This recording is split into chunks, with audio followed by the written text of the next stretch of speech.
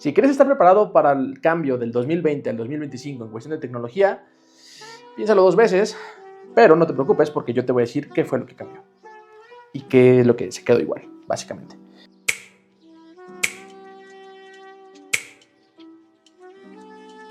Empezamos por recordar ese 2020, ese gran año en el que todos fuimos muy unidos, estábamos en casa y realmente no nos preocupaba nada más que mantenernos con vida.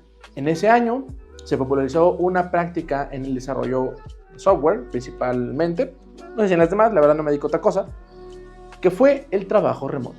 Sí, yo sé que antes de eso sí existe el trabajo remoto, pero la realidad es que por causas de fuerza mayor, se dice, en 2020 la tasa de trabajo remoto aumentó significativamente. Algunos países, como Argentina, tenían una tasa del 93% de las empresas que estaban de forma remota. Así que sí fue un fenómeno a nivel mundial que realmente revolucionó el cómo podemos trabajar desde diferentes partes del mundo, diferentes zonas horarias y diferentes tipos de personas en un mismo proyecto. En el 2020 tenemos la proyección que poco a poco cada vez más empresas iban a adoptar el trabajo remoto como algo esencial, llegando a creer que en el 2030 ya un 60% de las empresas a nivel mundial se iban a migrar totalmente al trabajo remoto. La realidad es que para 2020 un 20% a nivel global estaba trabajando de forma remota y en 2023 aumentó a un 28%. Y va bien, pero en 2025 esa tasa bajó. ¿Qué estaba pasando entonces? A ver, sí, todo funcionaba, todo muy rico, todo muy bonito ahí de trabajar desde tu casa, pero hubo una pequeña disputa, que los CEOs o los dueños de las empresas querían cada vez más regresar a una oficina física. Pero resulta que el 80% de las personas, de los desarrolladores, no querían regresar a una oficina. Y sí, es entendible, la verdad es que trabajar de forma remota, trabajar en tu casa, es bastante cómodo. Más allá de ahorrarte comidas, transporte, tiene otro ambiente y puedes vivir un mayor balance, familia, trabajo o vida fuera del trabajo y trabajo. Pero muchas empresas empezaron a notar que la productividad bajó. Entonces, esto ha sido una disputa desde entonces de si deberíamos estar trabajando remoto o no. Entonces ahora dicen, mira, ya si te sales a trabajar a una oficina ya no te estás muriendo, entonces ¿cuál es la razón por la que te quedes en tu casa? Y otros dicen, pues sí, pero yo me hago hora y media de ida y hora y media de regreso a mi casa en hora pico, entonces pues unas por otras, ¿no? Seguimos trabajando en eso. Yo en lo personal me gusta más trabajar de forma remota, pero ese ya es más un gusto mío. Si tú también compartes mi gusto, déjame en los comentarios. Y si no, también déjame en los comentarios para que pues, nos dé exposición. ¿Qué otra cosa cambió del 2020 al 2025? Yo creo que eso todos la conocen a este punto. Ya no es un secreto, ya no es algo súper de nicho. Y es que la IA tomó el control realmente de todo lo que estamos haciendo. En 2020, sí, efectivamente, se ocupaba IA para algunos procesos, principalmente de análisis y principalmente de empresas como Google, Amazon o bancos, etcétera, para análisis de riesgos, búsquedas, robots, etcétera, etcétera. Pero en 2023, una empresa cambió el mundo para siempre cuando decidió atacar todo este terreno, que fue OpenAI. OpenAI saca al mercado a ChatGPT y se vuelve un boom. A partir de entonces, hemos tenido una adopción de la IA increíble. La adopción de herramientas como no code, o sea, de que no necesitas saber programación para poder crear una aplicación, aumentó en un 70%, porque cada vez estas aplicaciones eran mucho más fáciles de utilizar y no necesitabas tener un bachelor degree en computación para poder crear una aplicación. Entonces, realmente el mundo de la programación, el mundo tech cambió totalmente. Y a ver, aquí también muchos tienen una posición u otra. Hay empresas que hasta el día de hoy no han querido utilizar la IA en su día a día o en sus equipos de desarrollo, por ejemplo, por miedo a que les roben datos o miedo a que se vuelvan más flojos los programadores. Y la verdad es que de forma personal creo que esto es una tontería. Simplemente Esto es muy similar a cuando salió el internet y la gente te decía, no, es que tienes que leer libros para que emprendas de verdad. Y pues, la realidad es que no, la realidad es que hoy en día aprendemos más yendo a internet, yendo a Google, investigando.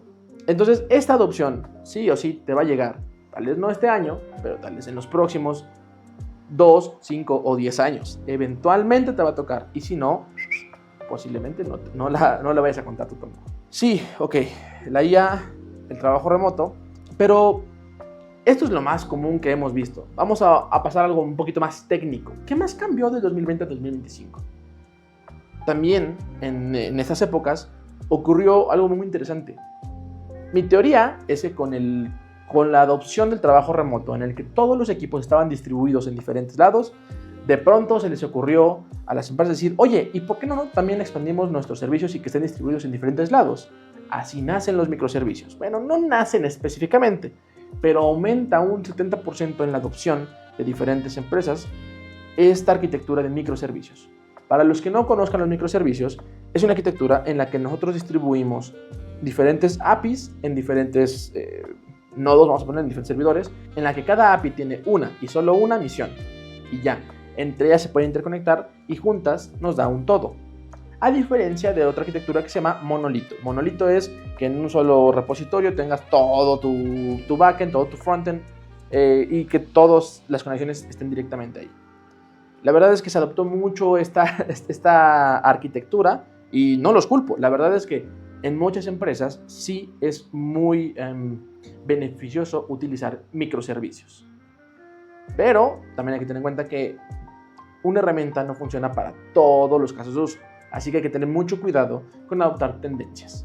En cuestión, a ver, yo creo que algo que también cambió demasiado de 2020 hasta acá fue los ciberataques. Los ciberataques y la ciberseguridad se volvió un tema prioritario a nivel mundial. ¿Y a qué me refiero con esto? Que los ataques de ransomware, los ataques de phishing, los ataques incluso de poder recibir, no sé, amenazas de Corea del Norte a servidores en este lado del mundo, aumentaron significativamente. Aproximadamente se creció un 358% el ataque de phishing desde 2020 a 2025. Es una locura cuánto ha aumentado esto y tiene sentido. De 2020 para acá hemos comenzado a utilizar mayormente, toda esta tecnología. Antes nada más era para los jóvenes y las personas educadas. Ahora todo mundo, desde un niño hasta una persona mayor, tuvo que aprender a hacer llamadas por Zoom, a poder mandar mensajes por WhatsApp u otras mensajerías instantáneas, o no sé, incluso utilizar herramientas como Classroom o Blackboard o cualquiera de estas. La realidad es esa, la realidad es que cada vez adoptamos más la tecnología y esto también es un riesgo para muchas personas.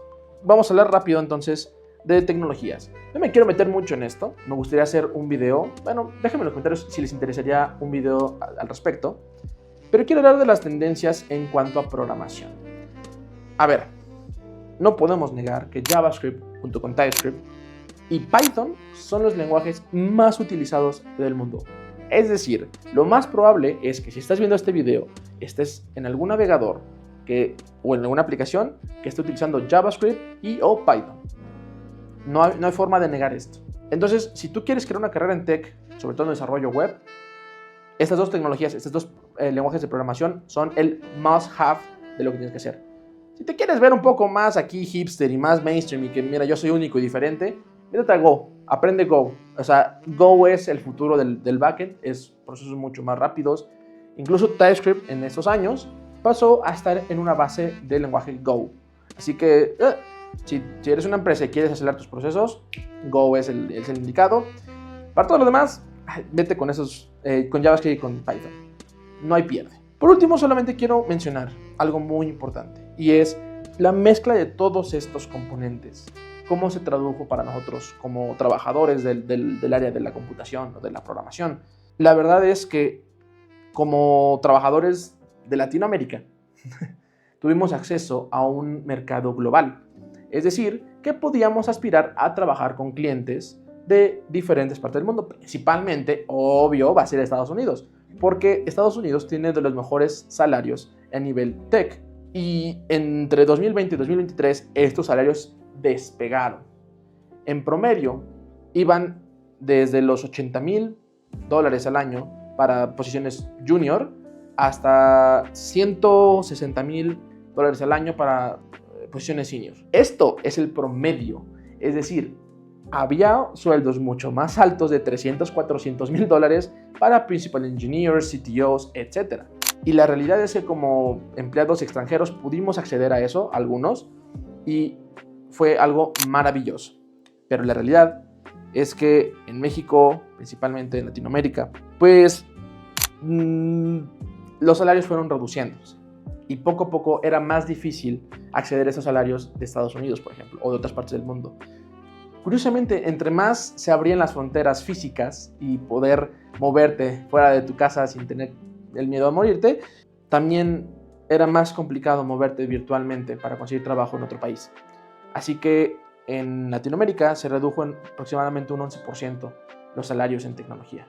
Entonces, no estuvo bonito, tomando en cuenta la diferencia abismal, casi de un 10x de un salario en México que de un salario de Estados Unidos. Así que, sí, hubieron sus cambios. Y paréntesis, para que tampoco se me agüiten ustedes que quieren empezar a programar, la verdad es que aunque bajaron los salarios de programación y computación no solamente son de los más altos a nivel egresados, sino que sigue siendo una de las áreas más demandadas del mundo. Así que no te agüites, todavía hay mercado, todavía hay chamba, solamente que pues, te tienes que adaptar mucho, pero mucho a las nuevas tendencias. Y debes estar al día con cómo va evolucionando el mundo. No solamente el mundo tech, también tienes que tener un poco de macro perspectiva de la economía global y de todo lo que está pasando. Así que con esto podemos resumir que sí, del 2020 al 2025 pareciera que no ha cambiado mucho, pero pasamos de tener trabajos presenciales a trabajos remotos, a incluso ya actualmente tener trabajos híbridos. Pasamos de hacer todo manual a poder automatizar procesos con IA. Incluso hay CEOs que de repente se vuelven locos y despiden a una gran cantidad de empleados para cambiarlos por IA, Duolingo, pero todavía seguimos trabajando en ello. Y en general hay muchas tendencias en nivel de arquitectura que yo les recomiendo que si estás empezando en este mundo de la tecnología o si estás tratando de transicionar de junior a senior, te pongas pilas con esas tendencias de arquitectura también. Y pues nada, todo esto es para darles el siguiente mensaje. Si tú creías estar preparado para ese cambio, pues piénsalo 2 veces, porque eso pasó en 5 años. ¿Qué nos espera en los próximos 5 años en el futuro? Nos vemos.